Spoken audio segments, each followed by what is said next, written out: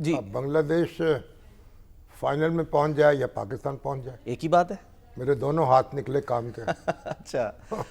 बहरहाल अब देखते हैं कि पाकिस्तानी टीम जो है, बांग्लादेश की टीम तो बहुत जूनियर है ना पाकिस्तानी टीम के मुकाबले में। हाँ, कुछ लेकिन हैं खिलाड़ी ऐसे जो लेकिन खिलाड़ी अच्छे हैं, लेकिन ये कि पाकिस्तान टीम जो है उसका अपना एक मामला खड़का दड़का है, बांग्लादेश का अपना मामला है। अब देखते हैं, हमारी दुआएं जो हैं तो जाहिर है पाकिस्तानी टीम के साथ हैं, लेकिन अगर बांग्लादेश जीत गया तो भाई स्पोर्ट्समैन स्पिरिट तो है ना फिर। बिल्कुल। हाँ बस ठीक है। पाकिस्तान और बांग्लादेश में सर मोहब्बतें आप जो कह रहे हैं ना वो बढ़ती जा रही हैं, क्योंकि आज शहबाज शरीफ साहब जो वहाँ पर मौजूद हैं वो मोहम्मद यूनुस साहब से मुलाकात हुई है उनकी, और अच्छी मतलब विजुअल्स आ रहे हैं वहाँ से।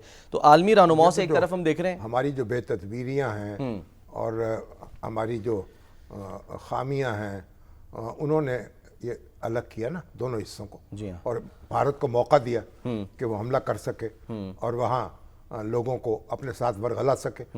तो अगर हम अकल और होश और से काम लेते और याह्या खान जैसा मदहोश सदर मुल्क पे काबिज ना होता तो शायद हम ये दिन ना देखते, और फिर शायद भुट्टो और मुजीब भी को एक दूसरे से एडजस्टमेंट कर लेते। दिलचस्प बात यह है तारीख का अलमिया है। हाँ। अब जहाँ बजती हैं शहनाइयाँ वहाँ मातम भी होते हैं। चलें। तो हमें सबक सीखा है हमने, और इंशाल्लाह सीखेंगे मज़ीद। और बांग्लादेश और पाकिस्तान जो है करीब आएंगे एक दूसरे का हाथ पकड़ेंगे, एक दूसरे की ताकत बनेंगे। आज तो हाथ मिला रहे थे, लेकिन बांग्लादेश के कैप्टन हैं उन्होंने कल इंडियन कैप्टन से हाथ नहीं मिलाया, तो ये भी जो है वो बड़ी अलामती समझ लें कि वो साथ दे रहे हैं पाकिस्तान का। Let's see. अच्छा शामी साहब, सर उनके अपनी ग्रीवेंसेस हैं बांग्लादेश वहाँ। बांग्लादेश हसीना वाजिद भी तो वहाँ पना लिए हुए ना। जी हाँ। अब वो उनका कानून ताक़ुब कर रहा है, वो वहाँ छुपी बैठी हैं। और लद्दाख में भी अब मामला जो होते जा रहे हैं। लद्दाख तो परदार देखे ना, वो कश्मीर का हिस्सा है ना। जी हाँ। अब उसको अलग किया है कश्मीर से मोदी ने, और 2019 में, और बराह रास्त उसको कब्जा कर लिया सेंटर ने। अब वहाँ जनाब एक हंगामा बरपा है, 4 अफराद जो हैं आज मारे गए हैं और 50 के करीब जख्मी हुए। उसमें पुलिस वाले भी हैं और उनके जो लीडर हैं थम्पस्टन जी हाँ, स्विंग, वो अपना मैदान में है। और वो मांग रहे हैं, ऑटोनॉमी मांग रहे हैं। कहते हैं कि भाई हमें ऑटोनॉमी दें, हमारे नुमाइंदे चुने, उनके लोकल पार्टीज के इंतखाबात कराएं और हमें मरकज़ के चुंगल से आज़ाद करें। और देखिए अभी ये इब्तदाई इश्क है, रोता है क्या आगे आगे तो मकबूजा कश्मीर को जो टुकड़ों में बांटा है उन्होंने, उसकी भी सजा उनको मिलेगी ना, और उनको लेने के देने पड़ेंगे। यही कहा जा रहा है वहाँ पर की जो जेनजी है वो ज़रा एक्टिव हो गई है। चाइना उनका हमसाया है और चीन के साथ मिल गया ना उनका बॉर्डर जो है। इस तरह अब कश्मीर के साथ चीन भी मुतल्लिक हो गया ना इंडिया की अपनी हमाकत की वजह से। ठीक है। अच्छा शामी साहब, सर आ जाते हैं ज़रा हम वज़ीर आज़म शहबाज शरीफ साहब, जिनका हम बता रहे हैं कि जी आलमी रहनुमाओं से मिलकर आलमी मसाइल जो हैं वो हल कर रहे हैं, और आलमी सतह पर पाकिस्तान का जो मौक़िफ़ है मसाइल पर गौर कर रहे हैं, उजागर कर रहे हैं, उजागर कर रहे हैं, हल करने की कोशिश कर रहे हैं, लोगों की बात सुन रहे हैं। अब ये तो ये ना क्या कहते हैं कि बस्ती बसना खेल नहीं है, बसते बसते बसते बसते बसते। तो इंशाल्लाह बहरहाल एक एतमाद का रिश्ता कायम हो रहा है, जहाँ जिससे मिलते हैं उसकी ज़ुबान में गुफ्तगू करते हैं। ऑस्ट्रेलिया वाले से मिले, अरबों से मिलते हैं, अरबी में गुफ्तगू करते हैं, जर्मन से मिलते हैं, जर्मनी में गुफ्तगू करते हैं, ऑस्ट्रेलिया के उससे मिले हैं रहनुमा से, तो ऑस्ट्रेलियाई ज़बान में गुफ्तगू, ऑस्ट्रेलवी ज़बान में गुफ्तगू की। तो बाहर कई ज़बानें बोलते हैं, उसका फ़ायदा ये है कि फिर दिल और ज़बान जो है वो यकजा हो जाते हैं। तो शहबाज शरीफ साहब जो है उन्होंने एक उनका इमेज जो है बुलंद हुआ है इससे, और एक पाकिस्तान एक बड़ी कामयाब सफारतकारी उन्होंने की है। और अब प्रेसिडेंट ट्रंप से अब मुलाकात होगी आज। हाँ जी, आज मुलाकात होने जा रही है। पाकिस्तान टाइम रात के 1:30 बजे होंगे, कल सुबह हो चुकी है, बल्कि शाम 4:30 बजे का टाइम है। आप सुबह भी कह सकते हैं, 12 बजे के बाद या रात गए कह लें कि रात गए या अलग सुबह तो मुलाकात होगी। पहले इस मुलाकात की कोई कंफर्मेशन नहीं आ रही थी तो ऑफिशियली, लेकिन अब जो है वो ऑफिशियली बताया जा रहा है कि 4:30 बजे टाइम है। अच्छा लेकिन उसमें बात ये भी, इम्कान इस बात का जाहिर किया जा रहा है कि फील्ड मार्शल आसिम मुनीर साहब जो हैं वो भी वहाँ पर मौजूद होंगे। हम कोशिश कर रहे हैं कि न्यूयॉर्क से आसिम मुनीर जो है, हाँ जी, वो भी मौजूद होंगे। तो अच्छी बात है, इसमें क्या बुरी बात क्या है? अच्छा, इसमें क्या खबर की क्या बात है? पहले उनकी मुलाकात हो चुकी है उनसे। अच्छा, उनका भी उनका बड़ा एक ताल्लुक है, बड़े मुतअस्सर है। खबर तो सर बनाने की कोशिश की जाती है ना, जो कुछ नाक़िबत अंगेज हैं, लगे रहते हैं लोग उसको, उनके पर। बात यह है कि भाई जब आप परफॉर्म कर रहे होते हैं ना, चलती का नाम गाड़ी है। अच्छा, हाँ, जो परफॉर्मेंस आप दे रहे हैं तो आप एक लेजिटिमेसी बाई परफॉर्मेंस भी होती है, तो दाग भी आपकी बैठती है, तो लोग जलते रह जाते हैं, उसमें कोई मसला नहीं। अच्छा, काम करना चाहिए उनको। और मैं तो समझता हूँ कि जो गजा का मामला है ना, वो किसी तरीक़ा से जंग बंदी करा के आए। और जो मैं तो मुसलमान, जो अपने मौलाना मोहम्मद अली जौहर गए थे ना जब बरतानिया, तो उन्होंने कहा कि भैया मैं तो हिंदुस्तान को आज़ाद करा के जाऊंगा। अच्छा, अब आज़ादी का ऐलान करो, मैं गुलाम हिंदुस्तान में नहीं जाऊंगा। वाह। और वहाँ क्या हुआ, इत्तफाक ऐसा हुआ, वही उनको दिल का दौरा पड़ा, वही इंतकाल कर गए और उनको बैतुल मक़दस में दफन किया गया।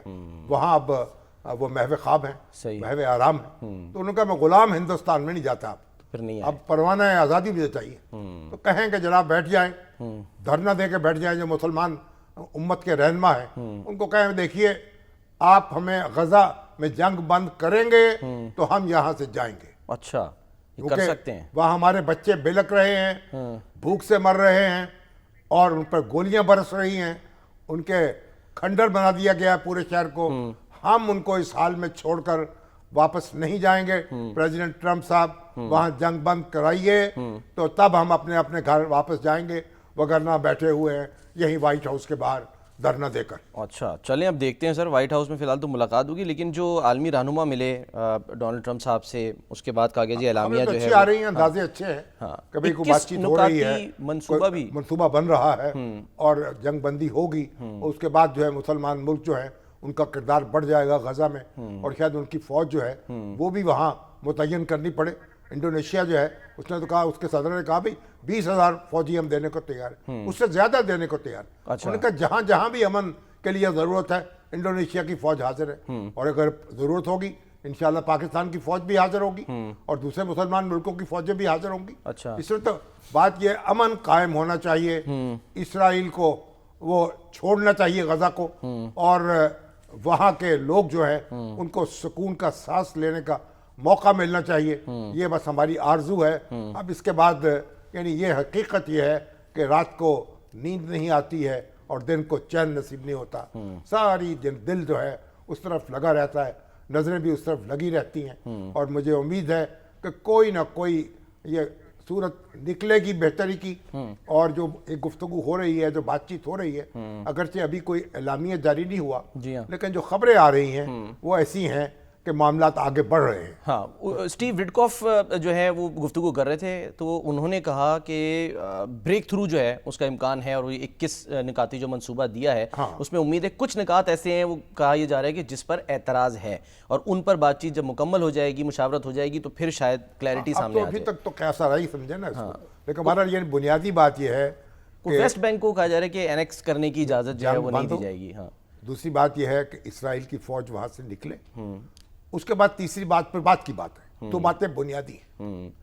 लेकिन ये 21 निकाती एजेंडे में सब कुछ ही ज़ाहिर शामिल होगा कि तफसीलात हैं, बात क्या होगा, और फिर ये तो बस्तियाँ जो बसाली हैं, नाजायज़ लोग वहाँ आ गए हैं, उनका क्या होगा।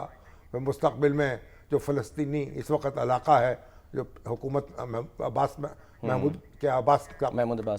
महमूद अब्बास की, उसके साथ किसका क्या रिलेशनशिप होगा और कैसे दोनों मिल जाएंगे, फिर क्या उनकी सरहदें होंगी, उनकी हिफाजत कौन करेगा। बहुत सी डिटेल्स हैं जो तय करनी हैं और तय होनी चाहिए। लेकिन बुनियादी बात यह है कि जंग बंद हो, गजा के लोगों तक इमदाद पहुँचे और वहाँ उनको तहफ़्फ़ुज़ मिले, और बाकी बातें जो फिर तय होती रहें, उनमें कुछ वक्त भी लग जाए तो कोई हर्ज नहीं है।